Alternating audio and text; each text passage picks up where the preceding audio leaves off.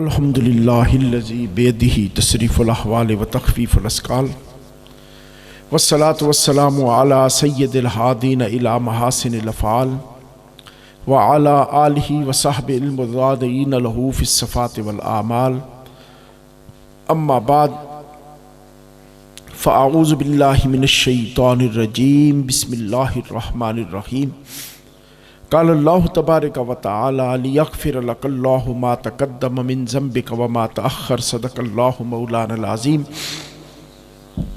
قال اللہ تبارک و تعالی فی القرآن المجید والفرقان الحمید فی شان حبیبہ ان اللہ وملائکتہ یصلون علی النبی یا ایہا الذین آمنوا صلوا علیہ وسلموا تسلیما اللہم صل علی سیدنا و مولانا محمد وعلی آل سیدنا ومولانا محمد واصحاب سیدنا ومولانا محمد وازواج سیدنا ومولانا محمد واولاد سیدنا ومأوانا وملجانا وحبیبنا وطبیبنا وحبیب قلوبنا وطبیب قلوبنا وکریمنا وشفیعنا محمد وبارک وسلم وصلی علیہ مولا یا صلی وسلم دائما ابدا علی حبیبک خیر الخلق کلہم والحبیب الذی ترجى شفاعته لكل حول من الاحوال مقتحم۔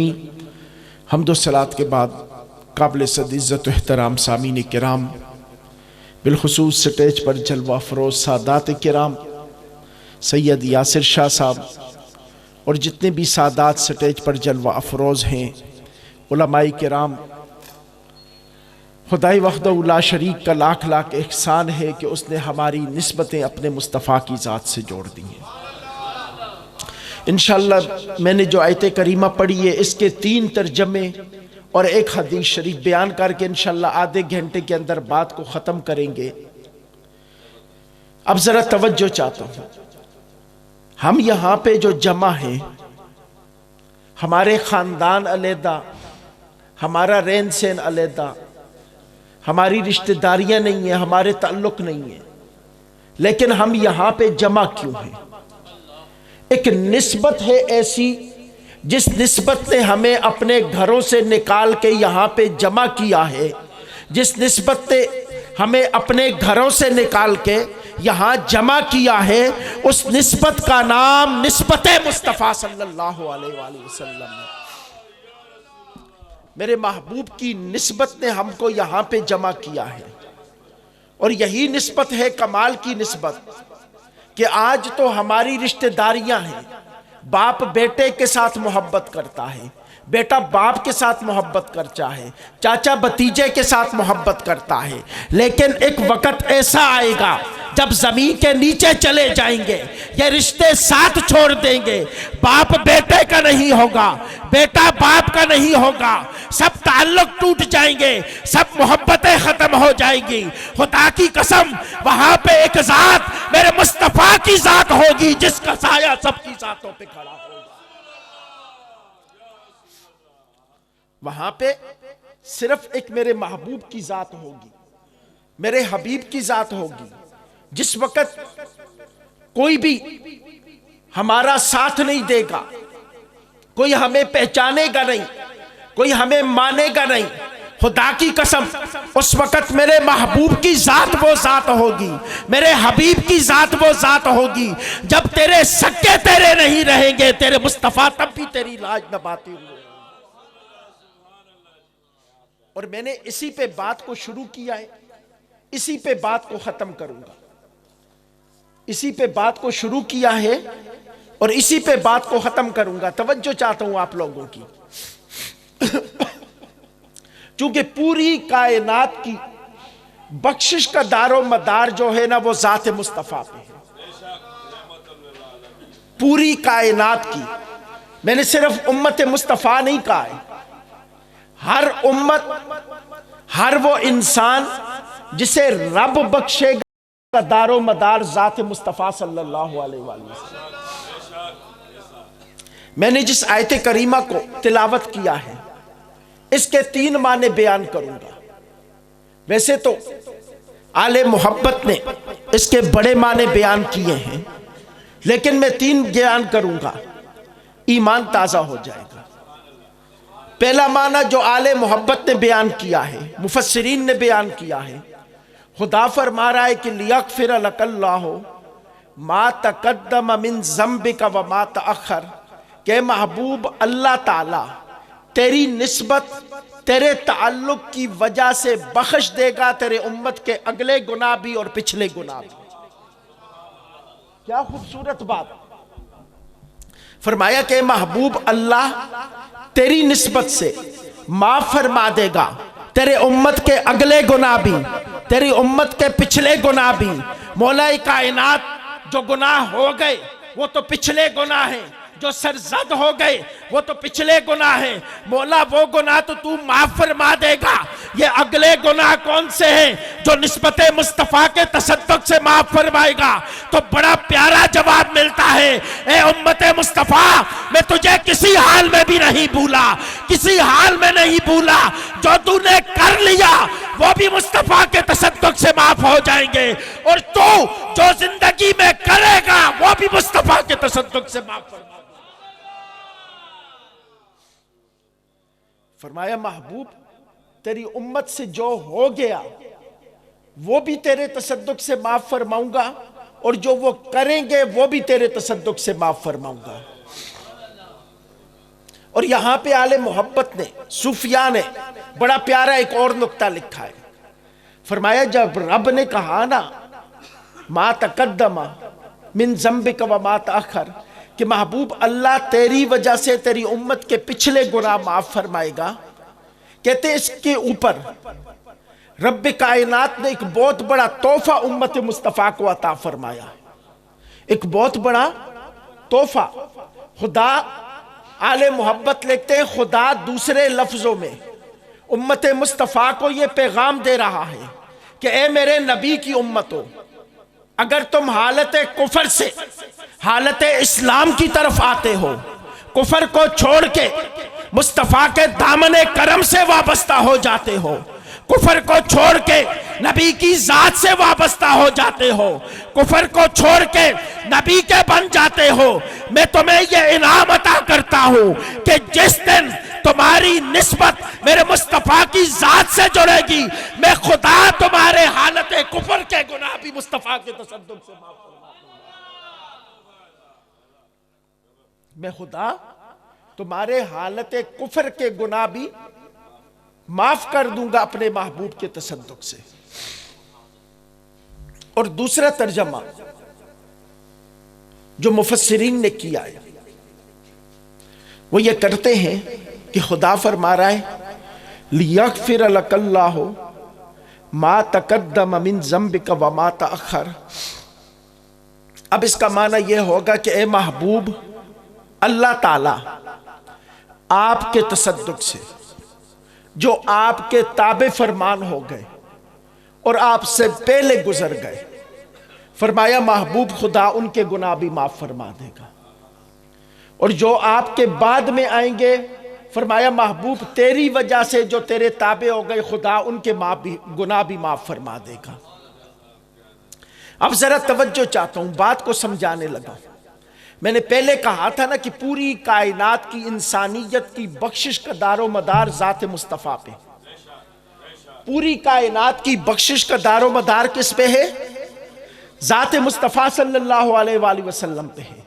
اب جس وقت ترجمہ یہ کریں گے کہ محبوب جو آپ کے تابع فرمان ہو گئے اور آپ سے پہلے گزر گئے، مولا کائنات ایمان تو میرے آقا کریم علیہ السلام نے اعلان نبوت تو بعد میں کیا، مسلمان تو بعد میں ہوئے، پہلے والے تابع فرمان کیسے ہو گئے؟ جنہوں نے مصطفیٰ کی ذات کو دیکھا نہیں، مصطفیٰ کی ذات کو پہچانا نہیں، تو آل محبت بڑا پیارا جواب لکھتے ہیں، کہتے ہیں ہر نبی جو کائنات میں آیا ہے اس نے اپنی امت کو مصطفیٰ کا پتہ بتایا ہے، ہر نبی جو دنیا میں آیا ہے مصطفیٰ کی ذات کو پتہ اپنی امت کو بتایا ہے، تو فرمایا ہر نبی کا وہ امتی جو اپنے نبی کی زبان سے مصطفیٰ کا پتہ سن کے نبی سے پیار کرنا شروع کر دیتا ہے، نبی کا نام لینا شروع کر دیتا ہے، فرمایا جناب آدم سے لے کے جناب عیسیٰ تک ہر نبی کی امت کی بخشش میرے مصطفیٰ کی وجہ سے ہوگی۔ ہائے ہائے ہائے، فرمایا جناب آدم علیہ السلام سے لے کر جناب عیسیٰ علیہ السلام تک ہر نبی کی امت کی بخشش جو ہے وہ میرے مصطفیٰ کی وجہ سے ہوگی. اسی لیے فرمایا لِيَغْفِرَ لَكَ اللَّهُ مَا تَقَدَّمَ مِن ذَنبِكَ وَمَا تَأَخَّرَ. اور تیسرا معنی جو آل محبت نے لکھا ہے کمال کر دیا ہے. اب لوگ یہ باتیں کرتے ہیں نا میرے آقا کریم علیہ السلام کے آبا پہ، کچھ لوگ یہ باتیں کرتے ہیں جی وہ مسلمان نہیں تھے، کچھ لوگ باتیں کرتے ہیں جی وہ جہنم میں، نعوذ باللہ من ذالک ثم نعوذ باللہ من ذالک. اب یہاں پہ آل محبت نے ایک بڑا پیارا ترجمہ یہ بھی لکھ دیا ہے. وہ کیا لکھتے ہیں کہ لِيَغْفِرَ لَكَ اللَّهُ مَا تَقَدَّمَ مِن ذَنبِكَ وَمَا تَأَخَّرَ، کہ محبوب اللہ تعالی آپ کی وجہ سے بخش دے گا آپ کے تمام اگلوں کو بھی اور آپ کے تمام پچھلوں کو بھی. بات سمجھ میں نہیں آئی؟ اللہ تعالیٰ بخش دے گا آپ کی وجہ سے آپ کے تمام پچھلوں کو. اور یہاں پہ دو حدیثیں سن لے پھر بات کو سمجھانے لگا ہوں. میرے آقا کریم علیہ السلام نے ایک تو فرمایا کہ میری پیدائش کے اندر جتنے لوگ میرے آبا میں شامل ہیں، فرمایا کسی کی ولادت زنا سے نہیں ہوئی، میرے آبا میں سے ہر ایک کی ولادت نکاح سے ہوئی ہے. فرمایا میرے آبا میں سے ہر ایک کی ولادت کس سے ہوئی ہے؟ نکاح سے ہوئی ہے. اور دوسرا میرے آقا کریم علیہ السلام نے فرمایا کہ میرے آبا جتنے گزرے جناب آدم علیہ السلام سے لے کے جناب عبداللہ تک کوئی بھی مشرک نہیں تھا، ہر ایک موحد تھا، رب کو ماننے والا تھا. کوئی بھی مشرک نہیں تھا، ہر ایک رب کو ماننے والا تھا. اب ذرا توجہ چاہتا ہوں آپ لوگوں کی. اور دوسری بات ایک اور سمجھ لے تاکہ بات سمجھنے میں آسانی ہو.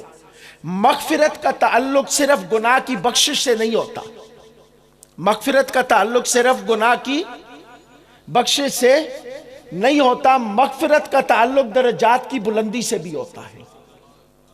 مغفرت کا تعلق درجات کی بلندی سے بھی ہوتا ہے. اب ذرا بات کو سمجھیے. جس وقت رب کائنات نے یہ کہا نا کہ محبوب تیری وجہ سے تیرے تمام پچھلوں کو معاف کر دوں گا، تو آل محبت لکھتے ہیں کہ اس سے مراد کیا ہے؟ گویا خدا یہ کہہ رہا ہے کہ محبوب تیری وجہ سے تیرے والد عبداللہ کو معاف کر دوں گا، عبد المطلب کو معاف کر دوں گا. مولا خدا کہہ رہا ہے محبوب تیری وجہ سے جناب عبداللہ سے لے کے جناب آدم تک تیرے جتنے آبا گزرے ہیں، جتنے آبا گزرے ہیں جو غیر نبی تھے، ان کی مغفرت تیری وجہ سے ہوگی، اور جو نبی گزرے ہیں ان کی درجات کی بلندی تیری وجہ سے ہوگی. ان کے درجات کی بلندی تیری وجہ سے ہوگی. اور میرے استاد محترم علامہ خادم حسین رضوی صاحب، جس وقت ہم آپ کے پاس مشکات شریف شروع کی نا، مشکات شریف ہم نے 5واں سال تھا، پہلی حدیث کی کتاب استادوں کے پاس ہم نے شروع کی، تو استادوں نے ہمیں ایک درود شریف یاد کروایا. وہ ذرا درود پڑھ لے رہا ہوں، سنیے گا. اللہم صلی علی محمد وعلی آل محمد ابن عبداللہ ابن عبد المطلب ابن حاشب ابن عبد مناف ابن قصی ابن کلاب ابن مرت ابن کعب ابن لوی ابن غالب ابن فہر ابن مالک ابن ندر ابن کنانت ابن خزیمت ابن مدرکت ابن الیاس ابن مدر ابن نزار ابن معد ابن عدنان رضوان اللہ تعالی علیہ مجمعین. اب ذرا ہم نے سوال کیا، حضور درود تو ہم ہمیشہ آقا کی آل پہ پڑھتے ہیں، مصطفیٰ کی آبا پہ تو کبھی درود نہیں پڑھا. جب بھی درود پڑھتے ہیں تو کیا کہتے ہیں؟ اللہم صلی علی محمد وعلی آل محمد. کبھی آبا پہ درود نہیں پڑھا. تو بڑا پیارا جواب ملا، خدا کی قسم ایمان تازہ ہو جائے گا. فرمایا جناب آدم علیہ السلام سے لے کے جناب عبداللہ تک جتنے جسموں کے اندر سے میرے مصطفیٰ کا نور گزر کے آیا ہے، جن پیشانیوں کے اندر، جن صلبوں کے اندر میرے مصطفیٰ کا نور رہا ہے، اب ذرا یہ تو بتاؤ کہ جہاں پہ نور سفر کرے وہ ذاتیں بھی نور ہوتی ہے. اور ہم مصطفیٰ کے آبا پہ درود پڑھ کے یہ بتانا چاہتے ہیں کہ جناب آدم سے لے کے جناب مہدی تک تیری نسل پاک میں ہے بچہ بچہ نور کا. تو ہے نور تیرا سب گھرانہ نور کا. ہائے ہائے تیری نسل. اب ذرا سوچئے نا, ہم یہ تو کہتے ہیں کہ مصطفیٰ کی اولاد نور ہے, تو یار جن جسموں سے رسول اللہ کا نور گزر کے آیا وہ کیا ہوں گے؟ وہ بھی نور ہوں گے, کیونکہ میرے آقا کا نور اور خاک کا کیا تعلق؟ نور میں ہی سفر کرتا ہے. تیری نسل پاک میں ہے بچہ بچہ نور کا. تو ہے این نور تیرا سب گھرانہ نور کا. اور یہ بھی یہاں پہ بھی بڑی پیاری بات, آج جو بھی اٹھتا ہے سادات پہ بات کرتا ہے, سیدوں کے کردار پہ بات کرتا ہے, کہتے ہیں جی اس کو کیوں سید کہیں, اس کے تو کام ایسے ہیں, اس کو کیوں سید کہیں, اس کے کام ایسے ہیں. یاد رکھو ہیرا کیچڑ میں بھی ہو تو ہیرا ہی کہلاتا ہے. ہیرا کیچڑ میں بھی ہو تو ہیرا ہی کہلاتا ہے. ہیرا کیچڑ میں کبھی مٹی نہیں بنتا. یہ بات سمجھنے کے قابل ہے. ہم نے سیدوں کو ان کے کردار کی وجہ سے نہیں دیکھنا, سیدوں کو مصطفیٰ کی نسبت کی وجہ سے دیکھنا ہے, سیدوں کو رسول اللہ کی نسبت کی وجہ سے دیکھنا ہے. اور جس وقت وما تقدمہ کہا تو فرمایا محبوب تیرے علی سے لے کے تیرے مہدی تک پوری اولاد کو میں نے تیرے تصدق سے معاف فرما دیا ہے. فرمایا محبوب تیرے علی سے لے کے تیرے مہدی تک تیری تمام اولاد کو میں نے تیرے تصدق سے معاف فرما دیا. تو اب یہ بات سمجھ میں آ گئی قرآن کی آیت سے کہ ہر ایک شخص کی بخشش کا دار و مدار جو ہے وہ ذات مصطفیٰ سے ہے. اگر ذات مصطفیٰ نہ ہو تو کوئی بخشا نہ جائے, اگر میرے مصطفیٰ کی ذات نہ ہو تو کوئی بخشا نہ جائے. بخشش کا دار و مدار میرے مصطفیٰ کی ذات کے ساتھ ہے. یہ تو ہے قرآن. اب ذرا چڑھتے ہیں حدیث کی طرف. صرف ایک حدیث بیان کروں گا اور اس کے کچھ نکات بیان کروں گا, بات کو ختم کروں گا. میرے آقا کریم علیہ السلام فرماتے ہیں وگرنہ شفاعت کے اوپر میرے پاس اتنا مواد ہے نا, اگر میں پوری رات بھی بولتا رہوں رات ختم ہو جائے گی, شفاعت پہ بات نہیں ختم ہوگی. خدا کی قسم جس وقت ہم شفاعت کے ابواب کھولتے ہیں نا تو یوں لگتا ہے کہ حشر میں شفاعت کی لوٹ سیل لگی ہوگی. حشر میں شفاعت کی لوٹ سیل لگی ہوگی. ایسی شفاعت میرے مصطفیٰ فرما رہے ہوں گے. چھوٹی چھوٹی باتوں پہ بس ذرا سی نسبت ذات مصطفیٰ سے جڑی نہیں, سرکار شفاعت فرما دیں گے. اتنی شفاعت میرے مصطفیٰ فرمائیں گے. اب ذرا توجہ چاہتا ہوں. سرکار فرماتے ہیں, مشہور حدیث سنی ہوگی لیکن میں اس کے کچھ نکات اصل میں آپ کو بتانا چاہتا ہوں کہ اس حدیث کے اندر نکات کتنے پیارے ہمارے محدثین نے ظاہر فرمائے ہیں. فرماتے ہیں کہ قیامت والے دن میرے آقا فرماتے ہیں پوری مخلوق, پوری انسانیت دریا کے موجوں کی طرح جو ہے نا بے قرار ہوگی اور کہیں گے چلو یار شفیع ڈھونڈے, کسی کی پاس جائیں اسے کہیں شفاعت کریں. میں حدیث کو بہت مختصر کر رہا ہوں وگرنہ میں صرف اس ایک حدیث پہ نا تقریباً 1.5 گھنٹے کی تقریر کیا کرتا ہوں, لیکن صرف اس کو مختصر کر رہا ہوں بات کو سمجھنے کے لیے. کہیں گے شفیع ڈھونڈے, سب کہیں گے یار اپنے باپ آدم کے پاس جاتے, ان کی اولاد ہیں, ان کے بیٹے ہیں, خدا نے ان کی پشت سے پیدا کیا ہے پوری کائنات کو, ان کے پاس جا کے کہتے ہیں رب کی بارگاہ میں شفاعت کریں. پوری مخلوق چل کے نا جناب آدم کے پاس آئے گی اور کہے گی حضور آپ کے بچے ہیں, آپ کی اولاد ہیں, آج رب کے پاس جائیں اور جا کے کہیں کہ مولا میں اپنی ساری اولاد کو لے کے آیا ہوں, ان کی حساب شروع کر, بخشش فرما.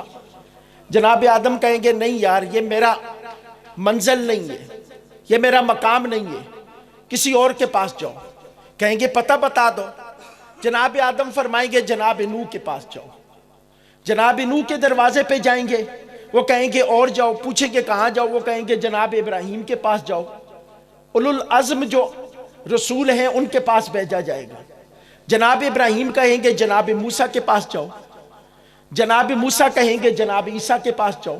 اب یہ ایک طویل حدیث ہے، میں نے بالکل مختصر کر دی ہے، بالکل مختصر کر دی ہے، وگرنہ اس کے درمیان جو گفتگو، جو اسرار و رموز ہے نا، ان کو سننے کا بھی اپنا ہی مزہ ہے کہ خدا نے پوری کائنات کی انسانیت کو در رسولوں پہ، در انبیاء پہ کیوں بھیجا؟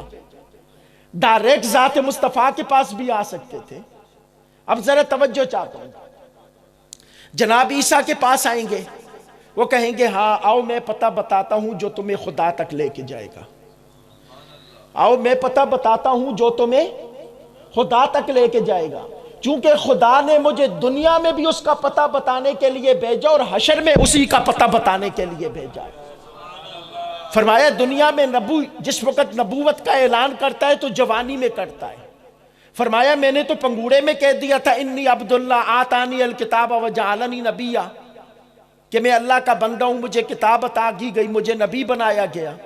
تو پوچھا جناب عیسیٰ پھر جوانی میں کیا کیا جب اعلان نبوت کا ٹائم ہوا؟ تو اب جناب عیسیٰ نے بڑا پیارا جواب دیا، فرمایا مبشرم برسول یاتی من بعد اسمہ احمد۔ فرمایا میں جوانی میں یہ کیا کرتا تھا، بڑھاپے میں اعلان نبوت کر دیا، اور جوانی میں اپنی پوری امت کو کھڑا کر کے مصطفیٰ کی آمد کا اعلان کیا کرتا تھا۔ جناب عیسیٰ لے کے پوری مخلوق کو میرے آقا کے پاس حاضر ہو جائیں گے۔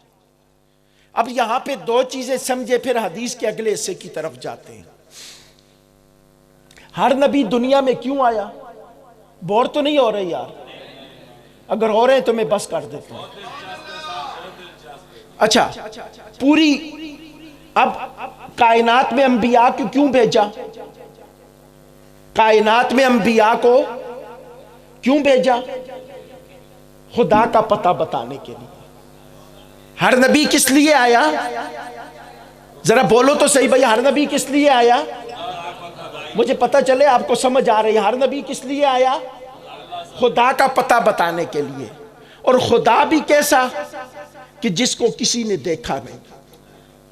ہر نبی دنیا میں آیا رب کا پتہ بتانے کے لیے، اور وہ رب جس کو کسی نے دیکھا نہیں۔ اور یہاں پہ آ کے انبیاء نے کیا کہا؟ اس اندیکھے رب کو مانو جنہیں تمہاری آنکھ نہیں دیکھ سکتی۔ اور مخلوق نے کیا کہا کہ ہم نے آپ کے کہنے پہ اس اندیکھے خدا کو مان لیا، ہم نے آپ کے کہنے پہ اس اندیکھے خدا کو مان لیا۔ اب ذرا توجہ چاہتا ہوں، آپ لوگوں کی بات کو سمجھیے گا۔ ہر نبی آیا دنیا میں خدا کا پتہ بتانے، اور خدا کسی کے سامنے نہیں ہے، کسی نبی کے بھی سامنے نہیں ہے۔ جناب موسیٰ کو بھی تاب زیارت نہیں تھی، صرف میرے مصطفیٰ کو تاب زیارت تھی، کسی اور کو تاب زیارت بھی نہیں ہے، کسی نبی نے بھی نہیں دیکھا، کسی انسان نے بھی نہیں دیکھا۔ اب ذرا حشر کا میدان ہوگا، خدا بغیر حجاب کے سامنے تشریف فرما ہوگا، بغیر پردے کے سامنے بیٹھا ہوگا۔ اب جس وقت مخلوق انبیاء کے پاس جاتی ہے تو نبی کہہ سکتے تھے کہ دنیا میں اندیکھے خدا کا پتہ بتایا ہے، آؤ اب تو خدا سامنے ہے، لے کے در خدا پہ سب کو چلے جاتے۔ بات تو یہی تھی نا، کہتے کہ آؤ سب کو لے کے خدا کے پاس جاتے ہیں، خدا آج سامنے ہے۔ لیکن نہیں، ہر نبی کہے گا جاؤ دوسرے کے پاس، جاؤ تیسرے کے پاس۔ اب ذرا بات کو سمجھیے گا، اے انبیاء آپ تو خدا کا پتہ بتانے آئے تھے، خدا سامنے بھی نہیں تھا۔ آج تو ساری مخلوق بھی جمع ہے، ہر امتی جمع ہے، ہر انسان جمع ہے، خدا سامنے بھی ہے، پھر لے کے خدا کے پاس کیوں نہیں جا رہے ہیں؟ پھر لے کے خدا کے پاس کیوں نہیں جا رہے ہیں؟ سب کو لے کے در مصطفیٰ پہ کیوں جا رہے ہو؟ تو جواب یہ ملتا ہے کہ آج کے دن ہم سب کی رسائی مصطفیٰ تک ہے، مصطفیٰ کی رسائی خدا تک ہے۔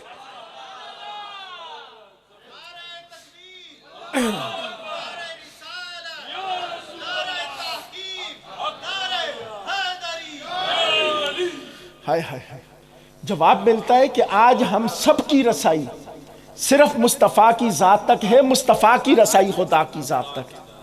اور اب اگلی بات سنیے گا، یہاں پہ تو ہمارے ذہن متزلزل کرنے کے لیے نا ہمیں کچھ لوگ بڑی آسانی سے کہہ دیتے ہیں بھائی وسیلے کی کیا ضرورت ہے، جب نمازیں پڑھتے ہو، روزے رکھتے ہو، حج کرتے ہو، زکوٰۃ کرتے ہو، جب اس کی عبادت پوری کرتے ہو تو پھر وسیلہ خدا تک کیوں ڈھونڈو، پھر کسی کا وسیلہ کیوں ضروری ہے؟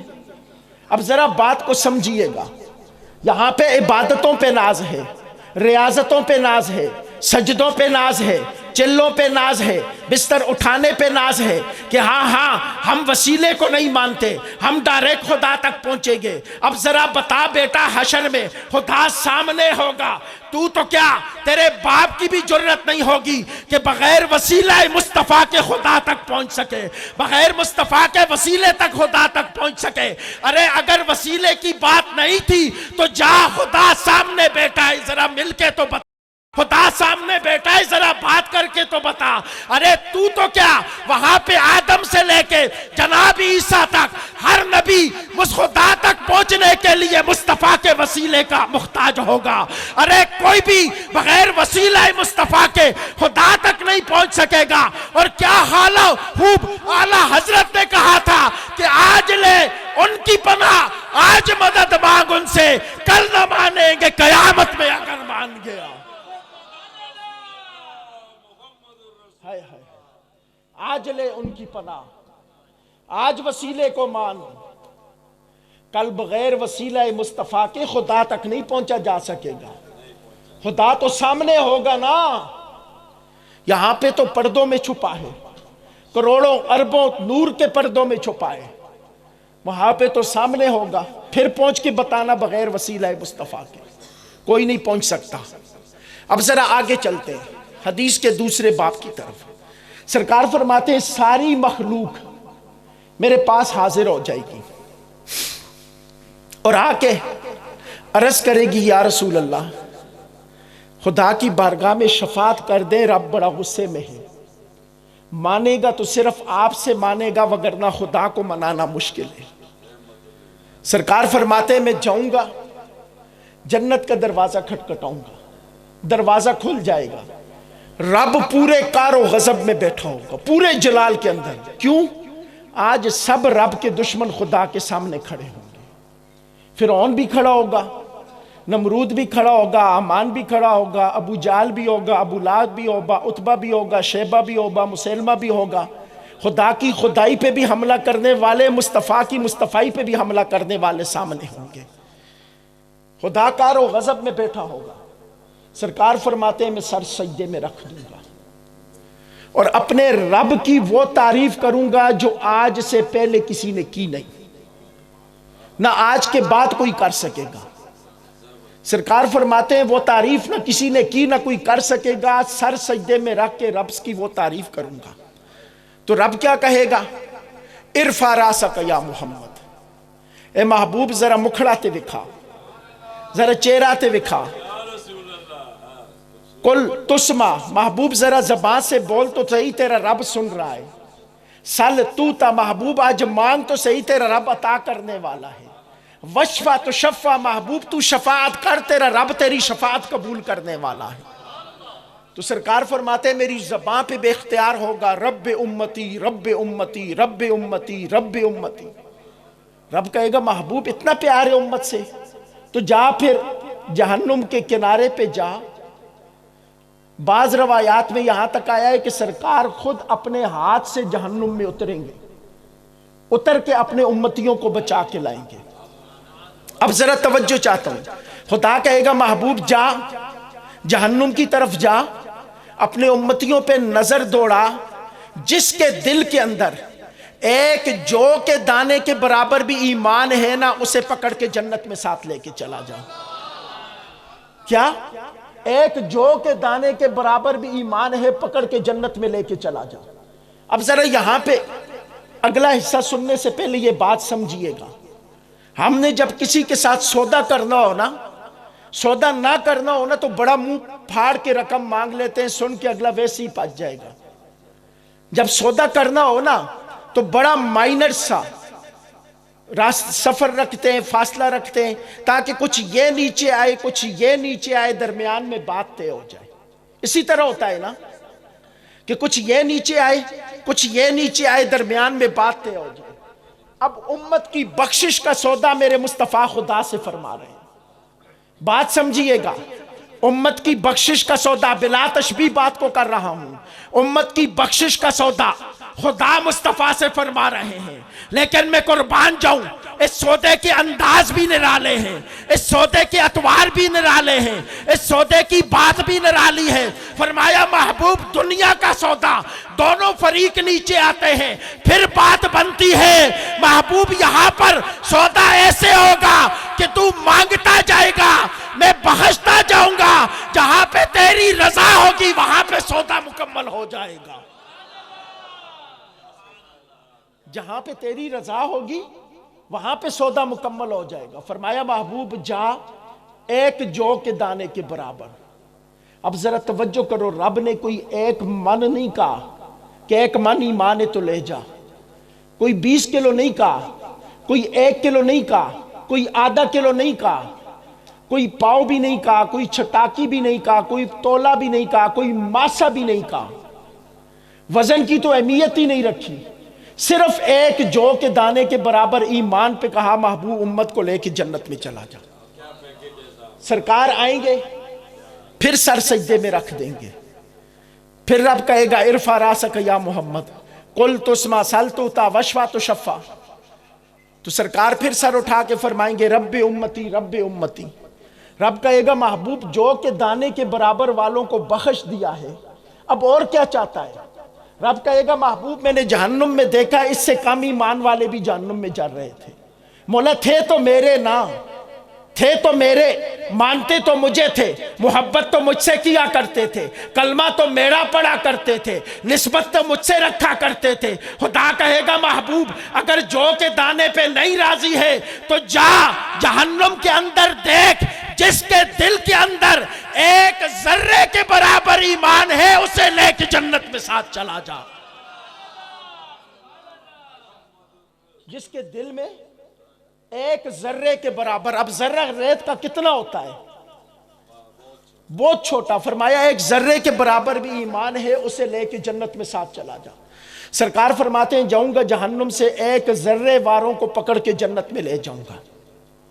اب ذرا فرماتے ہیں پھر آ کے سر سجدے میں رکھ دوں گا، پھر وہی باتیں ہوں گی، پھر میں کہوں گا رب امتی رب امتی۔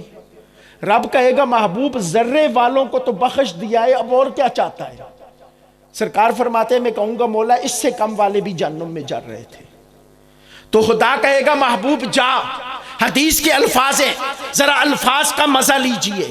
فرمایا محبوب ایک ذرے تک تو معاف کر دیا، تو نہیں راضی ہوتا تو جا ادنا او ادنا او ادنا، محبوب ایک ذرے کے تیسرے حصے کے برابر بھی کسی کے دل میں ایمان ہے تو پکڑ کے ساتھ جنت میں لے کے چلا جا۔ ایک ذرے کے تیسرے حصے کے برابر ایمان ہے، پکڑ کے ساتھ جنت میں لے جا۔ سرکار فرماتے ہیں میں پھر آ جاؤں گا، پھر سر سجدے میں رکھ دوں گا۔ رب کہے گا محبوب ایک ذرے کے تیسرے حصے والوں کو بخش دیا ہے، اب کیا چاہتا ہے؟ کہا مولا اس سے کم والے بھی ہیں۔ ہائے ہائے امتیوں خدا کی قسم اس نبی کی ذات پہ فخر کرو۔ ابھی آگے جو بات بتاؤں گا نا خدا کی قسم سن کے ایمان تازہ ہو جائے گا۔ جو اس حدیث کے 2 نکات بیان کروں گا، صرف 2 نکات، ایمان تازہ ہو جائے گا۔ اب سرکار فرماتے ہیں میں جاؤں گا، رب کہے گا محبوب ذرے کے تیسرے حصے والوں کو بخش دیا ہے، اب اور کیا چاہتا ہے؟ سرکار فرمائیں گے میں مولا اس سے کم والے بھی جہنم میں جر رہے تھے۔ اب رب یہ کہے گا کہ محبوب اب انتہا کر دیتا ہوں، اب بات کا اینڈ کر دیتا ہوں، جا اپنی نگاہ ناز سے جہنم میں نظر دوڑا۔ تیرا وہ امتی جس نے پوری زندگی کے اندر فقط ایک مرتبہ کلمہ پڑھا ہے، اس کے بعد کوئی نیک عمل نہیں کیا، بس تجھے مانتا رہا، تجھے جانتا رہا، ایک کلمے کی بنیاد پہ امتیوں کو لے کے جنت میں چلا جا۔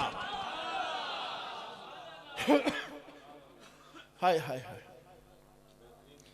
ایک کلمے کی بنیاد پہ امتیوں کو لے کے جنت میں چلا جا۔ اب ذرا یہاں پہ 2 چیز سمجھیے گا۔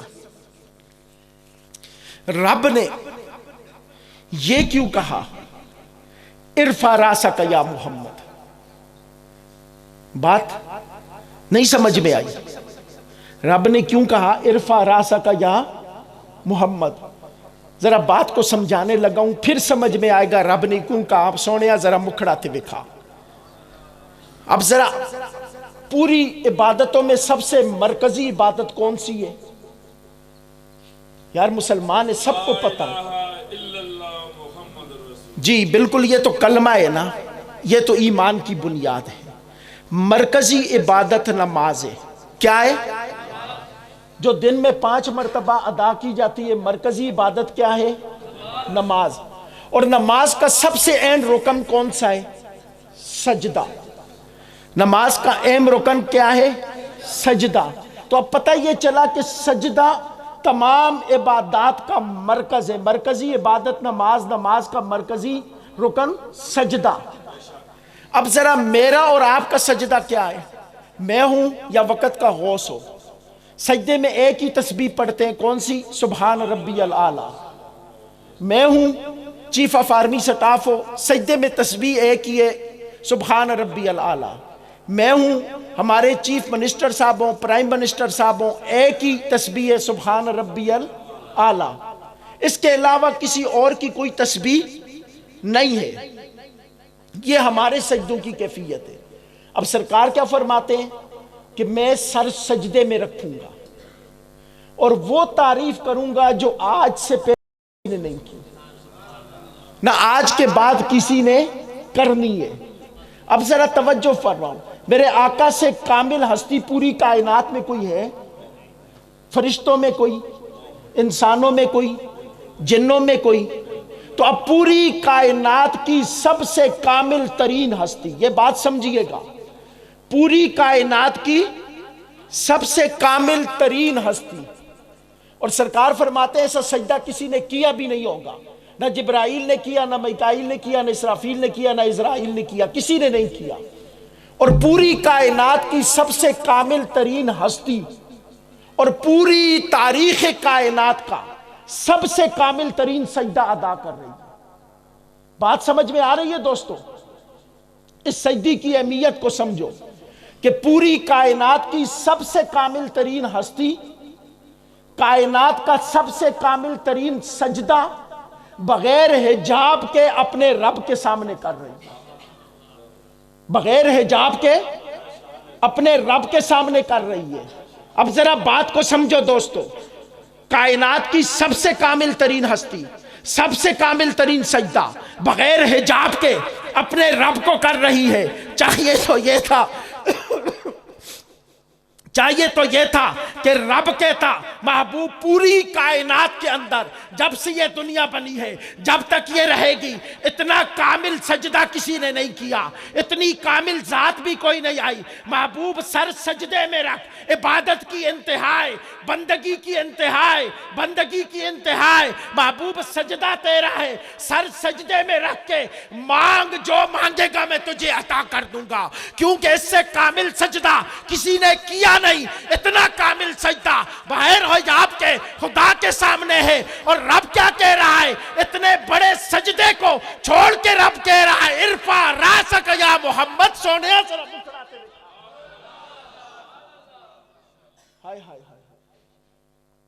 اتنا کامل سجدہ اور رب سر اٹھوا کے کہہ رہا ہے محبوب ارفع راسک. ذرا مکھڑا تے وکھا، ذرا چہرہ تے وکھا. مولا وجہ کیا ہے؟ کائنات کا کامل ترین انسان، کائنات کا کامل ترین سجدہ اور بغیر حجاب کے سامنے بیٹھا ہے. یہ چہرہ مصطفیٰ کیوں دیکھنا چاہ رہا ہے؟ تو جواب یہ ملتا ہے کہ آج میرے سارے دشمن میرے سامنے ہیں. ابو جہل سامنے ہے، ابو لہب سامنے ہے، فرعون سامنے ہے، حامان سامنے ہے. آج میں بڑے جلال میں ہوں، آج میں بڑے غصے میں ہوں. صرف جس وقت مصطفیٰ سے یہ کہا کہ ارفع راسکا، محبوب ذرا چہرہ تے وکھا، میں والضحیٰ کا مکھڑا دیکھنا چاہتا ہوں، واللیل کی زلفیں دیکھنا چاہتا ہوں، تاہا کی جبی دیکھنا چاہتا ہوں. محبوب تو جب جب چہرہ اٹھاتا جائے گا میرا غصہ ٹھنڈا ہوتا جائے گا، تجھے عطا کرتا چلا جاؤں گا. اور یہی وجہ تھی جب آقا نے پہلی مرتبہ چہرہ اٹھایا غصہ ٹھنڈا ہوا، فرمایا محبوب جا ذرے والوں کو لے کے چلا جا۔ جب دوسری مرتبہ مکھڑا اٹھایا غصہ اور ٹھنڈا ہوا، فرمایا محبوب ذرے والوں کو لے کے چلا جا۔ جب تیسری مرتبہ چہرہ اٹھایا اور غصہ ٹھنڈا ہوا، فرمایا محبوب تیسرے ذرے کے تیسرے حصے والوں کو لے کے چلا جا۔ اور جب چوتھی مرتبہ مکھڑا اٹھایا نا تو غصہ محبت میں بدل گیا، فرمایا محبوب جا کلمے والوں کو لے کے چلا جا۔ یہ انداز محبت ہے۔ اور اگلی بات، آخری بات کہنے لگا ہوں دوستو، یہ میری تقریر کا بھی اینڈ ہے اور عقیدے کا بھی اینڈ ہے۔ یہ بات اگر سمجھ میں نہ آئی نا تو پھر پوری زندگی مصطفیٰ کی نسبت نہیں سمجھ سکو گی۔ یہ بات میں بڑے درد دل سے کہہ رہا ہوں، چونکہ میں پورے پاکستان کے اندر الحمدللہ سپیچز کرتا ہوں، پورے پاکستان میں جاتا ہوں، اور میں ہمیشہ یہ پیغام دیتا ہوں کہ ہمارے پاس اور کچھ بھی نہیں ہے، نہ سرے، نہ وہ لبو لے جائے، نہ کچھ اور ہے۔ ہم تو صرف نسبت مصطفیٰ کی خیرات تقسیم کرنے آتے ہیں۔ ہم صرف نسبت مصطفیٰ کی خیرات۔ اور دوستو یاد رکھو، اگر اس کے بعد بھی بات سمجھ میں نہ آئی نا، خدا کی قسم کبھی بات سمجھ نہیں سکو گے۔ سنو اب جو آخری بات کرنے جا رہا ہوں، اینڈ بات کروں۔ سرکار یہ کیوں کہیں گے رب امتی رب امتی رب امتی؟ کسی ماں کا بچہ مر رہا ہو نا تو وہ محلے کے گھر میں جا کے یہ نہیں کہتی کہ بھائی صاحب تشریف لائیے میرے گھر میں، دیکھیے میرا بیٹا بیمار ہے، اس کو اٹھا کے لے کے جائیے ڈاکٹر کے پاس، ایمبولینس کو فون کریے۔ اتنی لمبی بات نہیں کرتی محبت، فرتے محبت کے اندر، فرتے محبت کے اندر وہ اتنی لمبی بات نہیں کرتی۔ اس کی زبان پہ صرف کیا ہوتا ہے، آئے میرا پتر، دروازہ کھٹکاتی ہے، کہتی میرا پتر میرا پتر۔ محلے والے سمجھ جاتے ہیں کہ بیٹا شدید کیفیت میں ہے۔ اب ذرا توجہ چاہتا ہوں، بلا تشبیہ بات کو ذکر کر رہا ہوں۔ ہم اپنی پوری زندگی کے گناہ لے کے خدا کے سامنے کھڑے ہوں گے۔ بات سمجھیے گا دوستو، ہم پوری زندگی کے گناہ، اپنے ساری بدکاریاں لے کے، اپنے سارے گناہ لے کے، اپنے پوری زندگی کی بدعمالیاں لے کے، جو زندگی میں چوریاں کی وہ لے کے، جو زندگی میں گناہ کیے وہ لے کے، جو زنا کیے وہ لے کے، جو جھوٹ بولے وہ لے کے، جو قتل کیے وہ لے کے، جو رشوتیں لی وہ لے کے، جو کم تولا وہ لے کے، اپنے پوری زندگی کے گناہ لے کے خدا کے سامنے کھڑے ہوں گے۔ اور حالت کیا ہوگی؟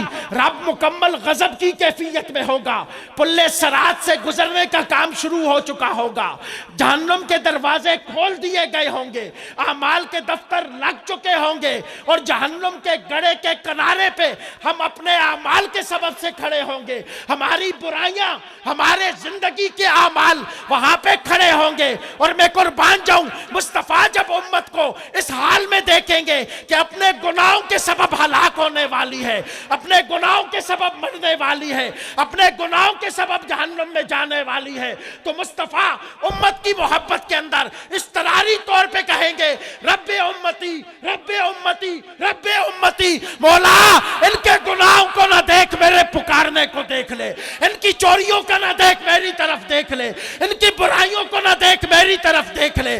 مصطفیٰ پکارتے جائیں گے رب امتی، رب مصطفیٰ کی پکار سن کے معاف کرتا چلا جائے۔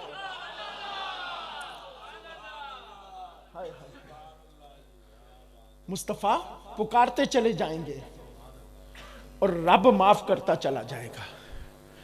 اب ذرا آخری بات، بالکل آخری بات، ہم زندگی میں گناہ کیوں کرتے ہیں؟ گناہ کیوں کرتے ہیں؟ صرف اس جسم کی خواہش پہ۔